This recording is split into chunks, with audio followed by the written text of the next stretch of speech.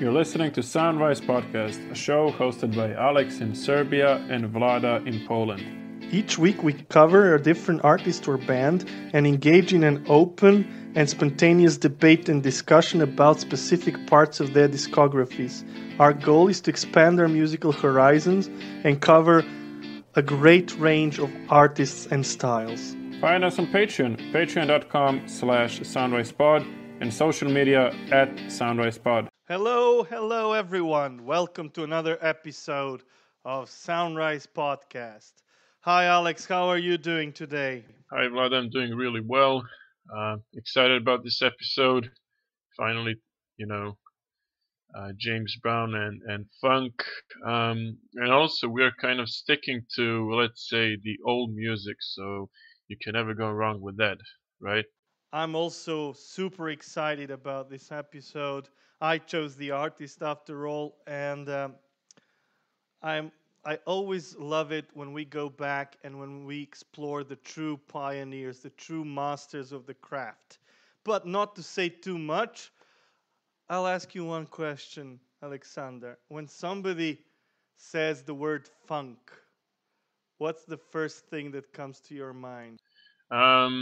Spontaneousness, I would say. I think, being spontaneous with your singing and your playing is the main thing about funk music, the foundation of funk music in my eyes, Vlada. Yes, of course, and I think that when it comes to such qualities, there's not many people that exemplify it better than James Brown.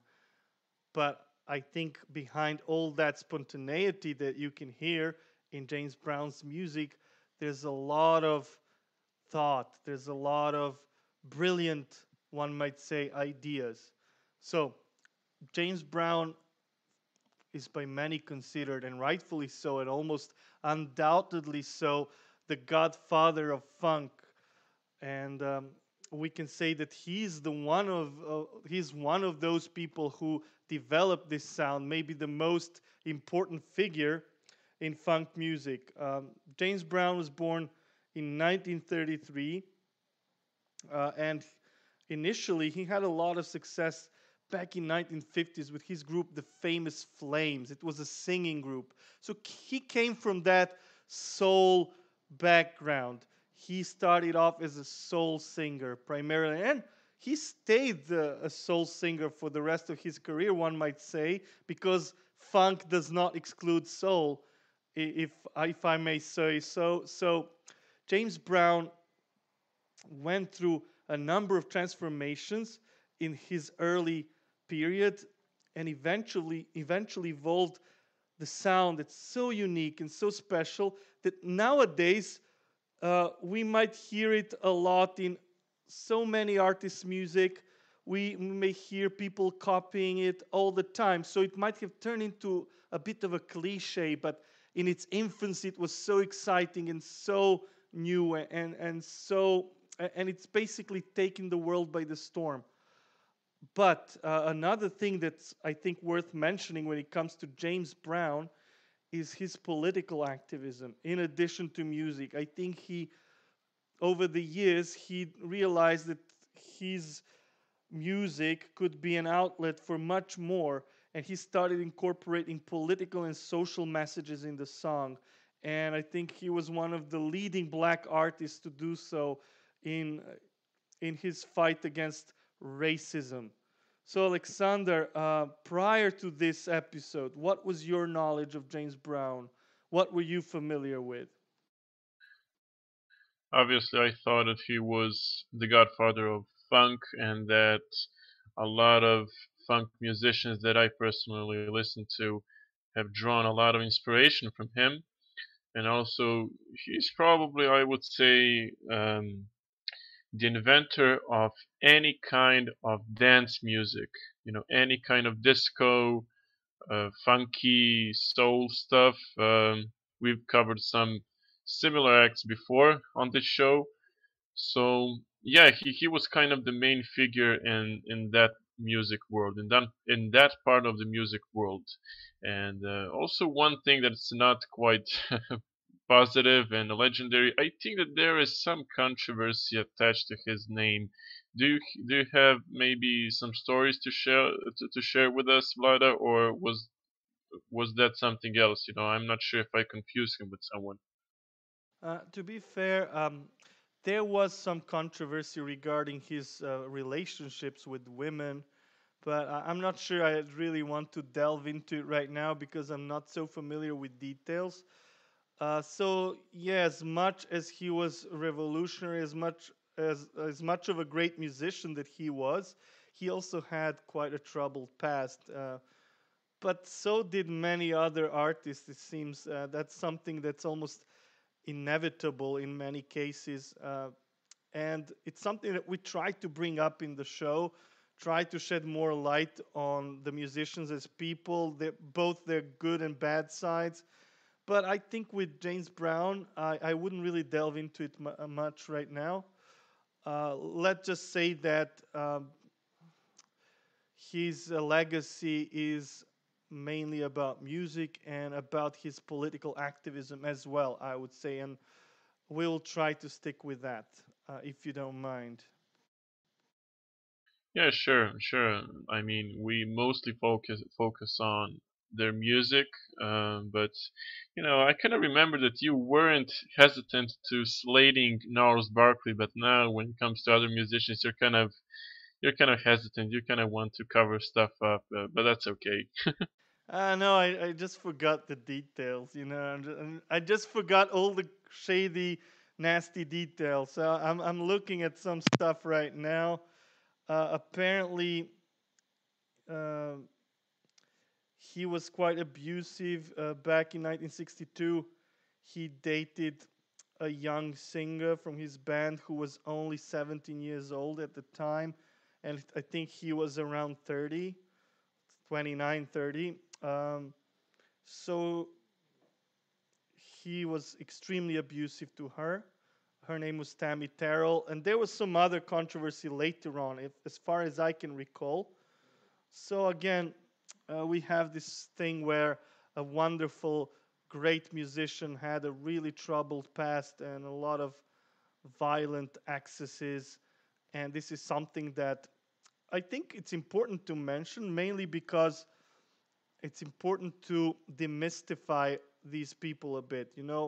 It's important to know that we're into this mainly because of music, and that glorifying anyone or putting anyone on a pedestal, unless they're the Beatles, I'm just joking. So putting anyone on a pedestal is not a good idea, no matter how much you admire his or her art. But in case of James Brown, there's much to admire when it comes to his musicianship. So without any further ado, I want to ask you what you thought about the first record on this list, Live at the Apollo. This is considered by many one of the greatest live albums ever recorded. And this is why I chose this record. This is why I wanted to hear your thoughts on this record.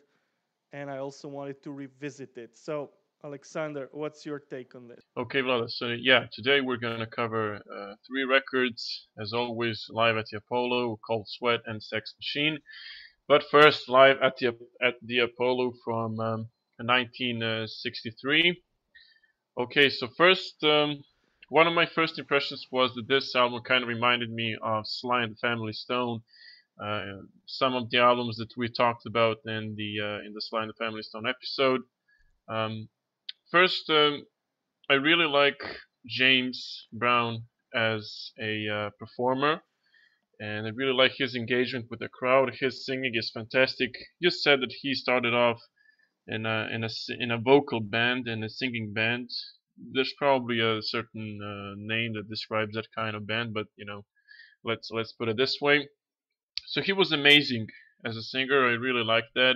I also like the sound quality here. It's not perfect, but it sounded pretty good, and the musicianship as well. But to me, this album was all about him as a singer, as a performer, and also as an entertainer, Lada.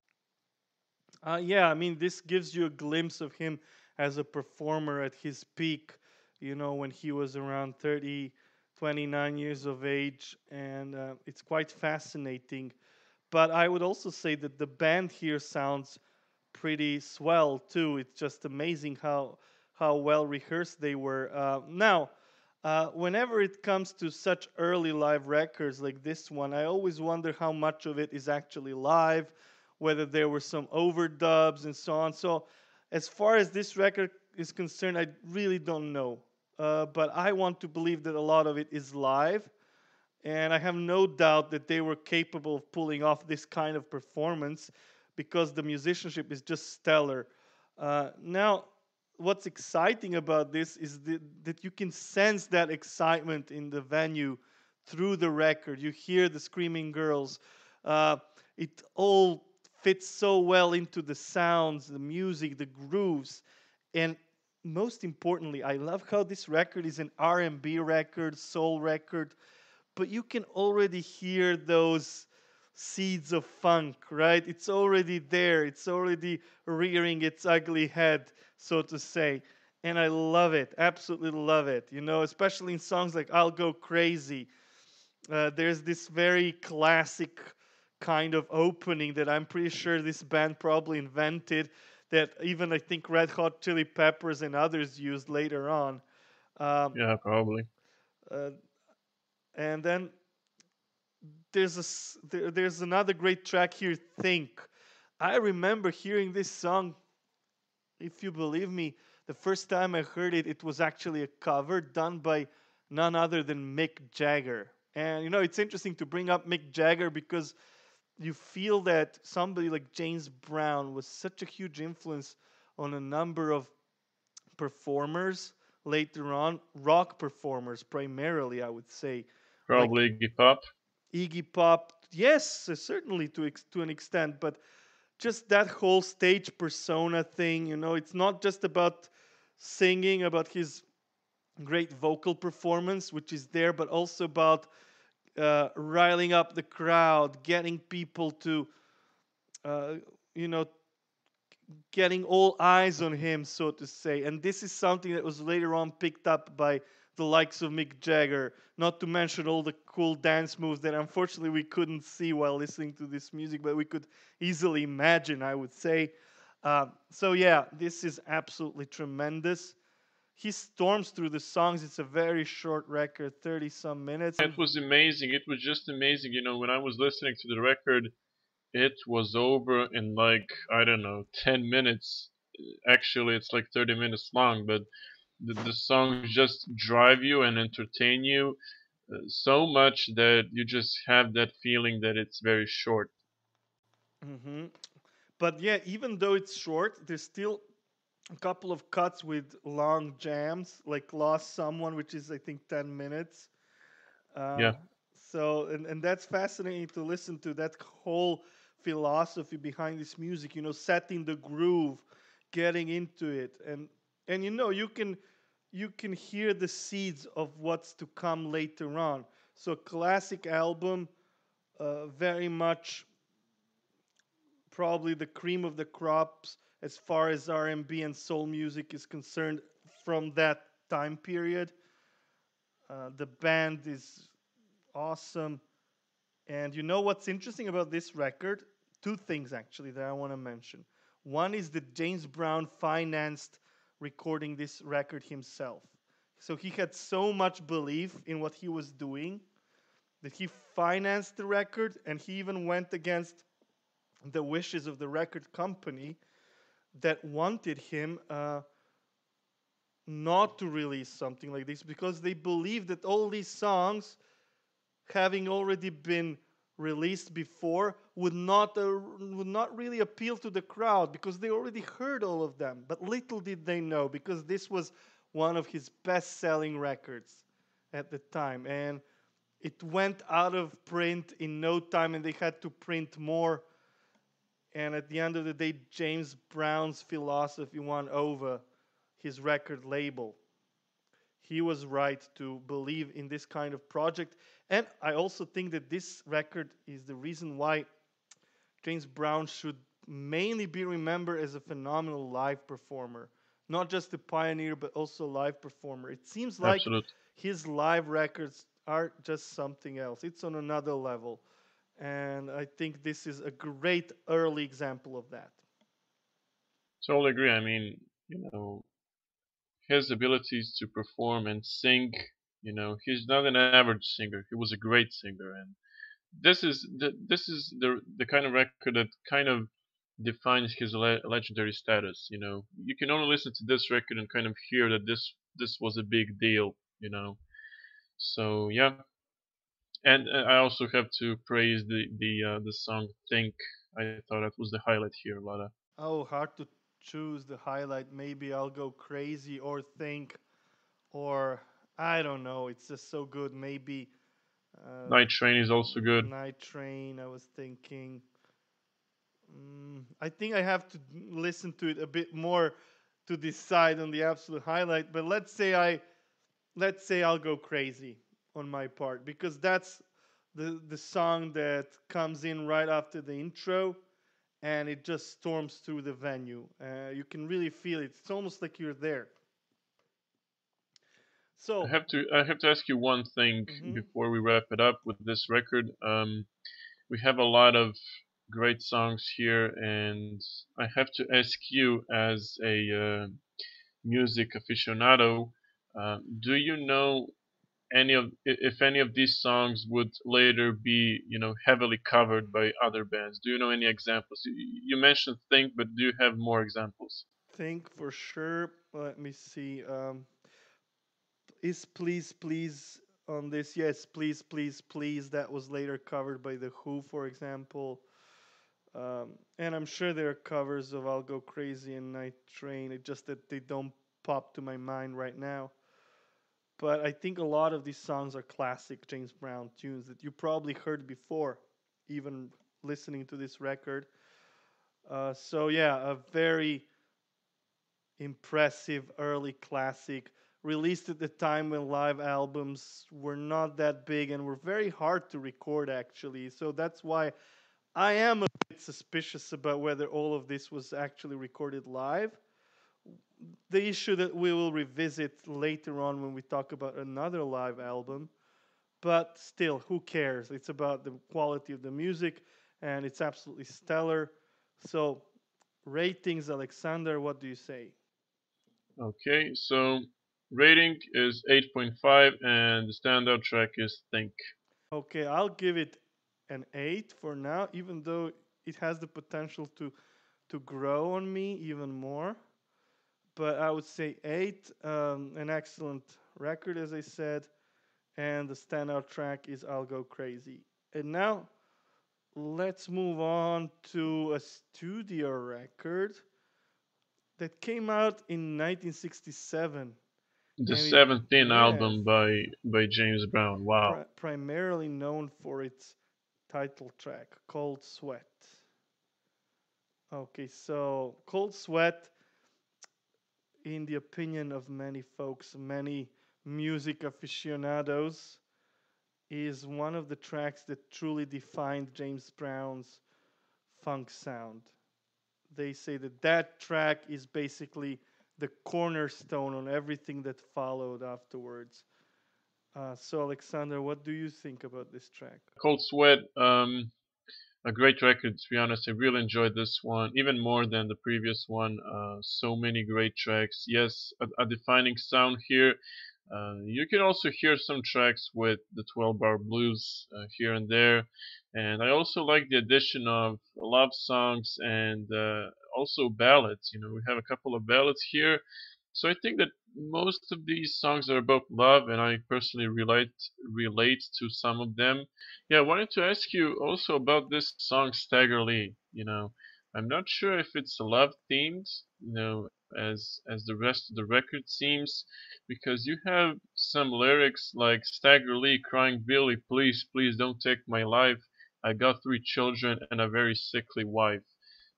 This kind of sounds like a dangerous gambler somewhere, maybe a criminal. I'm not sure. Do you have any insight on that, Vlada? Yeah, of course. I mean, of course, it's not a love song.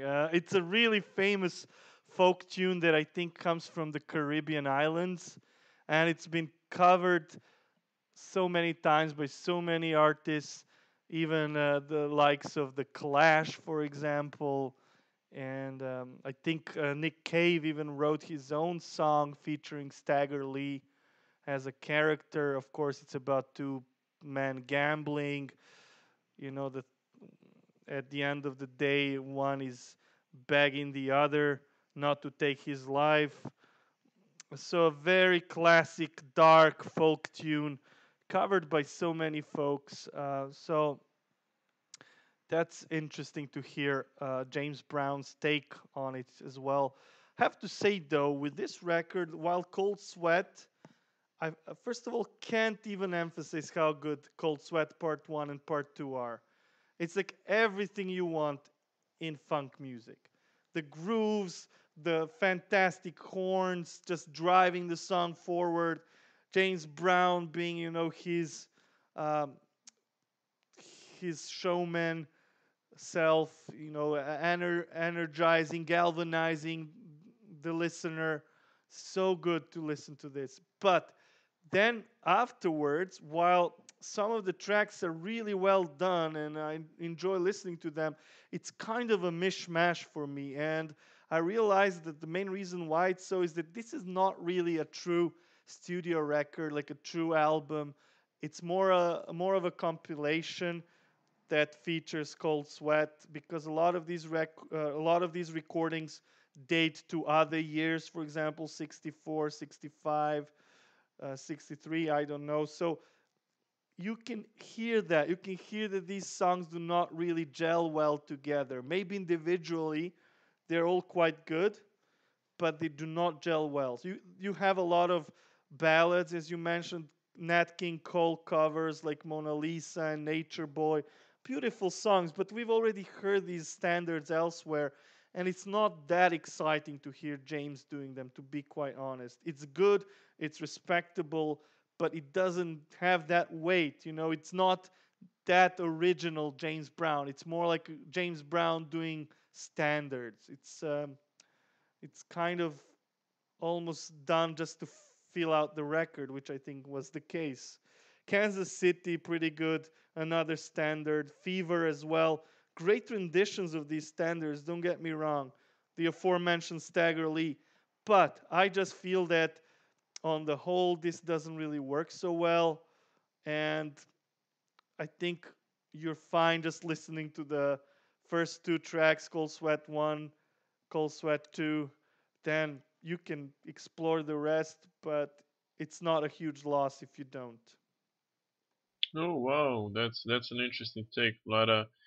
Um, yeah, I kind of felt the same in terms of the record not sounding consistent. I thought that I don't know, some songs just sounded like they were recorded in another studio, and that is, probably the case here. But for some reason, I enjoyed it. I thought that it was quite energetic, and James did all of these covers and all of these songs. He did it pretty well. Yeah, Cold Sweat, no doubt about it. But I also loved the love songs here, especially the ballads. I'm not a huge fan of ballads, but this time I really enjoyed it. So Yeah, it's yeah, probably a compilation. yeah. Yeah. The selection of songs that he covered is actually quite good, like Nature Boy and Mona Lisa and all these standards that we mentioned, Kansas City. So it's very enjoyable. I just feel like it's a bit of a letdown after hearing Cold Sweat because that's so unique and original. And then you want more of it, but you don't get it. Not on this record. Wouldn't you agree with that?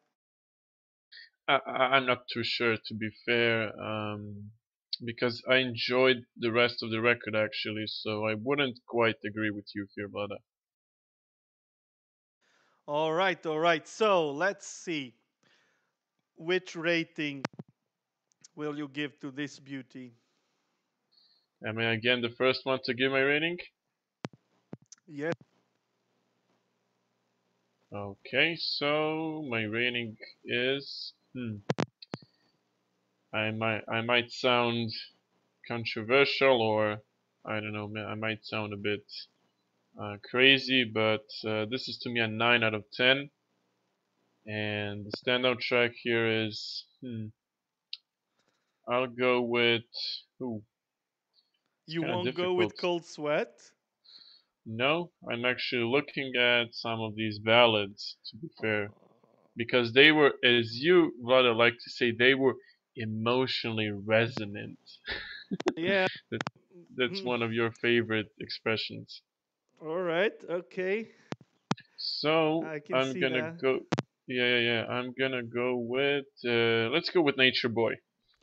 I definitely heard Nature Boy many times and I love the song, but I just don't see what's the point in listening to James Brown's version. I mean, it's good, it's respectable, but there's so many other versions of the song, some of them superior, I would say.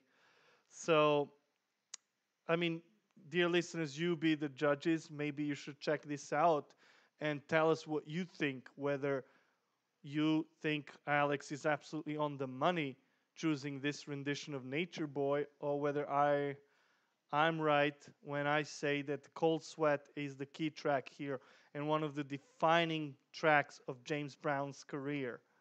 So I just feel that this is it. This is where James is completely freed of all the shackles, conventions, everything, and he just hits you with Cold Sweat.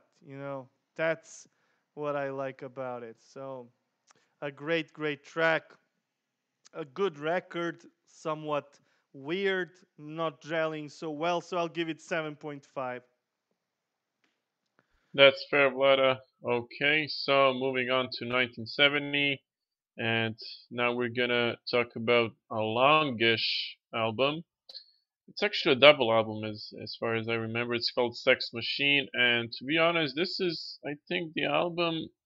This is the only album that I had known from James Brown before we, decided to do this episode. So, and I've also heard some famous tracks here that I've heard, on the radio or in movies or somewhere. So, yes, a big record, definitely. So, what were your thoughts, Vlada?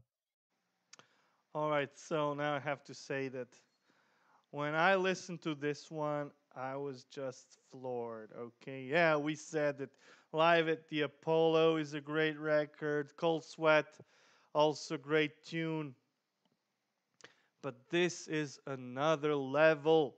Okay, so this is his seminal, famous band, the JBs, featuring a lot of young guns at the time. The folks like Bootsy Collins, uh, Clyde Stubblefield. Then there's, of course, Fred Wesley and Maceo Parker, the guys who we already heard on Cold Sweat. And the band here just cooks so well. And right from the get go, it's like the groove heaven. Get up, I feel like being a sex machine. Yes, we've heard this song many times before. I think the first time I heard it, I was probably even, I don't know, I was probably 5 years old or An something. infant? Yes, maybe, yeah. So it's one of those songs that you just know, right? Nevertheless, when you sit and listen to this 10, 11-minute version nearly, it's just a marvel, especially all the grooving and the instrumental section. And of course, James Brown being an absolute showman, showing how you can dominate the crowd with just one groove going over and over and over again. Now, talking about the crowd, though, I have to say something. And this might come across as a bit of a disappointment, but half of this record is not actually recorded live, including this track. But it has such a live feel that when I read about it, I was so disappointed. It was actually done in a studio, and I think this was originally a four-side record. The first two sides were recorded in the studio, but the second half of the record was done live, and it probably features certain overdubs. So that's the only quote unquote problem with this record, because this record has no problems, okay? This is as perfect as it gets when it comes to funk music. There's not a single weak track. There's nothing here that is annoying, cringeworthy. No, everything here is just stunningly good. And this band, I think, was probably the best band he ever had. Bootsy on bass, I mean, what else can you get? Like sometimes it's so greasy, it's so fat, and I just, I'm just speechless. Another great track that everybody probably knows about. It's a man's world. Uh, One of his best, well, maybe the best ballad if we want to talk about it. Uh, Alex, what's your thoughts? I I don't really have much to add here. I was amazed by the whole musicianship and also him as a performer. I also thought that the sound quality was fantastic here, and as far as I can see on Wikipedia, James Brown is listed as the producer here. Nobody else. It was James Brown, and yeah, totally, fantastic. A five-star record. So many great tracks, so many famous tracks. It will be definitely difficult to pick some highlights. I want to ask you, do, do you think, or maybe how did you feel about this double album? Okay, so this was a longer album. Are you kind of used to listening to it? Did you think that it was too long, or it was just enough? What do you think? I mean, at 64 minutes or something like that, it's not that long, you know, and I mean, it's definitely worth including more performances here. So I don't mind it being long. I think as far as the records we listened to, this one really stands out for me. I think no matter how good Live at the Apollo seems to be, this record is probably his pinnacle. And everything just works so perfectly. I love this band so much. You know, it sounds so organic, and as you said, the sound quality is so good that it really emphasizes this fat groove that they have going, uh, and they're so synchronized. They have these really cool breakdowns, really cool endings of the song. I love his vocals, love his political messages as well. There's one track, I think it's just a moment. It's Uh, hard to find a specific track because there are so many here, and all of them are great. there's one track, I can't really recall the name now. Oh, yeah. I don't want nobody to give me nothing. Open up the door. Okay, so that song was so straightforward in its message. There's one part where he says, "Kids, get the education." You know, it's all about the liberation and education as the tool of fighting the oppression. And I love it, especially when it has such a tasty groove going. You know, it's just a marvel again. So really, really great. Maybe half of it is not live, but what's live definitely sounds just as good as the studio half, if not better, if not more energetic. You can almost feel the difference in the second half. You can say that it's more live, that everything is much more, um, or should I say it, Alexander? Should I say it? Everything is much more in your face. Oh, finally! So So I this is where used, it's definitely worth using it. yeah, yeah. So I used emotionally resident, and now you used in your face. So there you go. Okay. Any other thoughts that you may have on this one? I just didn't know before, I just didn't know that Bootsy was on this record, and that makes it even better. I didn't really pay close attention to the lineup, but all in all, if you're a band that has a fantastic singer who is also a fantastic performer at that, and also a stellar instrumental lineup, nothing could go wrong with you.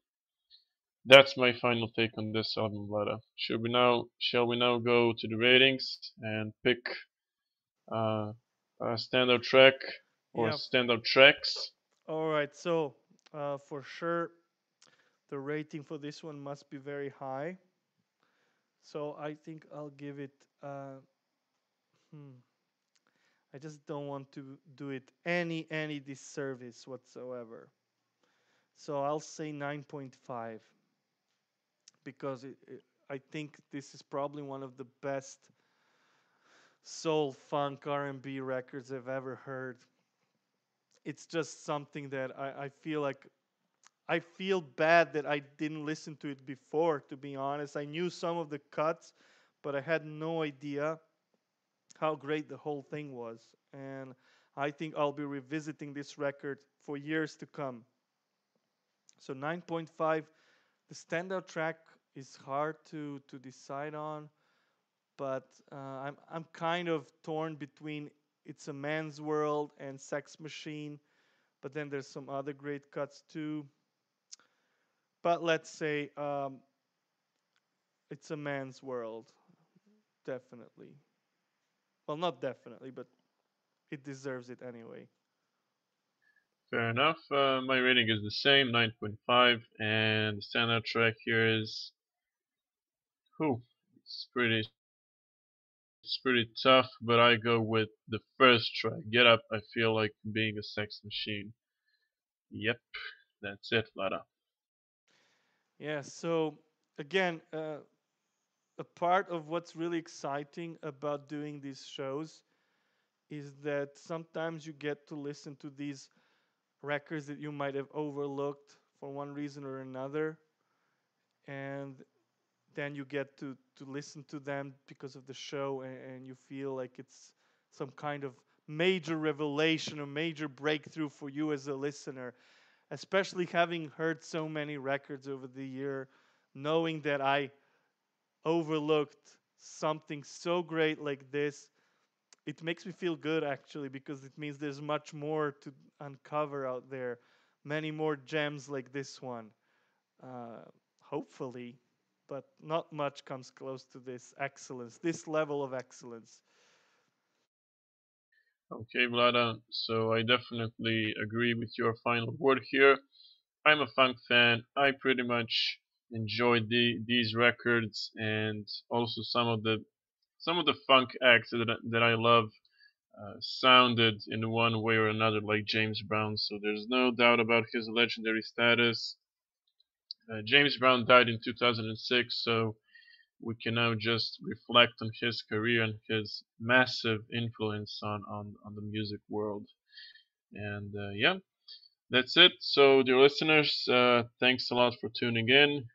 We hope you enjoy this. We hope you'll enjoy also the previous episodes. We released a special episode last week, so hope you like that one as well. That was also an episode that was pretty much about music history, uh, and that's the point of this show, among other things. So check out our social media. The handle is Soundrise Pod, and also if you want to hear more about music history, music future, and the present tense of the music world, you can become our Patreon and give us suggestions. We have a monthly Patreon poll, so you can participate in that, and you can also see other benefits that go with each Patreon tier. So, Sunrise Pod, uh, it's the same handle on Patreon. Till the next time, all the best, and see you soon. Write a review, and then you can share it. With the world. In any social media platform. And then your friends see it, and you can share and discover new shows together. This is Steph, instigator of Pod Rev Day, Podcast Review Day. And I'm Andy from Inspired Money. And I'm Ariel of Earbuds Podcast Collective and Castbox. We're here to tell you everything you need to know about Pod Rev Day. Which is on the 8th of every month, of every year, of every century, of every, you get it. We are posting podcast reviews as part of hashtag PodRevDay, Podcast Review Day. Because podcasters work their butts off and deserve to know how much they've impacted your lives. And you can do that through reviews. Even 1 star feels surprisingly good. Does It it? lets you know that people are at least listening. Don't be a passive podcast listener. Write a review and tell your favorite creator what you love about their podcast or about a specific episode. And to participate, you just need to do one review. And we'll see you every 8th of the month. PodRev Day, because podcasters deserve to hear it. Hashtag PodRevDay. PodRevDay.